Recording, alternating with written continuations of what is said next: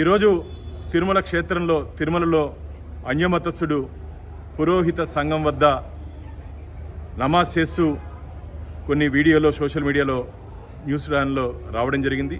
దీని పూర్వపరాలు నేను విచారిస్తే ఉద్దేశపూర్వకంగా వైసీపీలో ఉన్నటువంటి కొందరు నాయకులు తిరుమల ప్రతిష్టతను దిగజార్చే విధంగా ఉద్దేశపూర్వకంగా ఇలాంటి చర్యలకి పాల్పడుతున్నారని చెప్పి తెలవడం జరిగింది.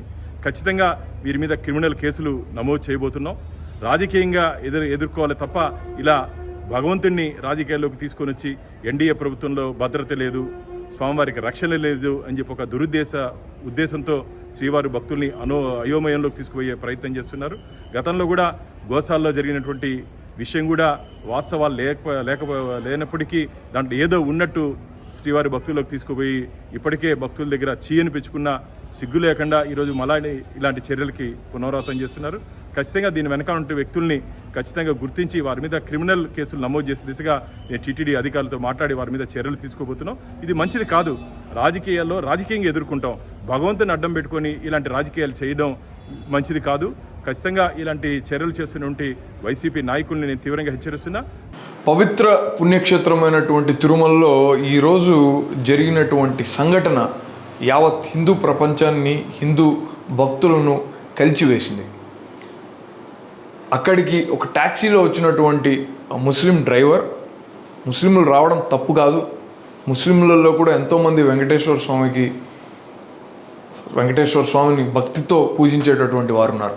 కానీ టీటీడీ చట్టాలు చాలా క్లియర్గా హిందూయేతర వ్యక్తులు ఎవరు కూడా హిందూ మతానికి సంబంధించినటువంటివి కానటువంటి ప్రాక్టీసెస్ ఏదన్నా చేస్తే వాళ్ళందరూ కూడా శిక్షార్హులు అవుతారు.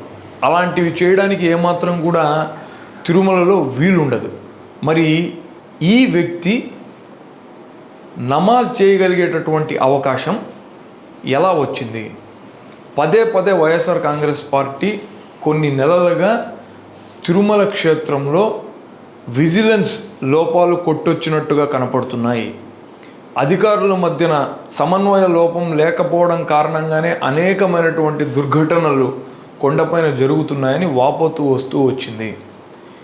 మరోసారి అవి నిజమని నిరూపితమైంది. ఈరోజు అతనిని నమాజ్ చేయడానికి ఎలా అనుమతించబడ్డాడో తెలియదు. సరే, అక్కడ అతను నమాజ్ చేస్తుంటే ఆ విజిలెన్స్ వాళ్ళు ఏం చేస్తున్నారో తెలియదు. అసలు విజిలెన్స్ వాళ్ళు ప్రాపర్ పెట్రోలింగ్ చేస్తున్నారో లేదో కూడా అర్థం కావడం లేదు.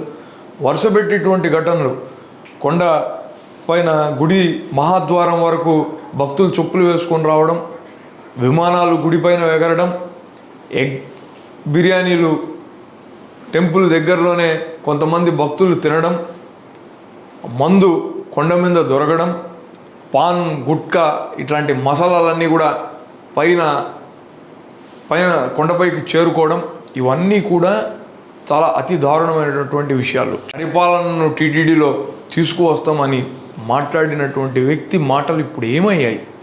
సనాతన ధర్మపు ముసుగును వేసుకున్నటువంటి మరో వ్యక్తి ఎక్కడికి పోయాడు? ఎందుకని నోరు తెరవట్లేదు?